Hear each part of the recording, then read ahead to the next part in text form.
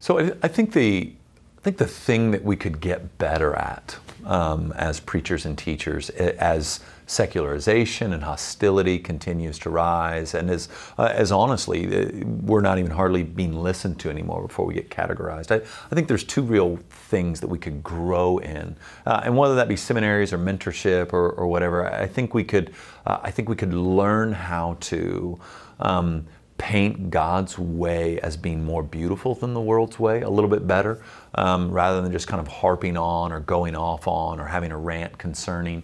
We could do I think we could do a better job of going, okay, here's what God's after. Here's what God wants to do. Here's how He's designed this and why He designed it that way. And this is for your good, not trying to take anything from you, but try to lead you into life. So there's a way to preach and teach that way that I think leads me to the second thing, that then is saturated in the grace of God, where instead of shame on you, I can't believe you guys do this, God finds this to be despicable and evil. And I don't think those are untrue truths. I think they're accurate, and yet I think if we're not careful, we can set up this stumbling block to people, especially really secularized people, who don't have a category for sin and don't have a category for, but still have a category for beauty.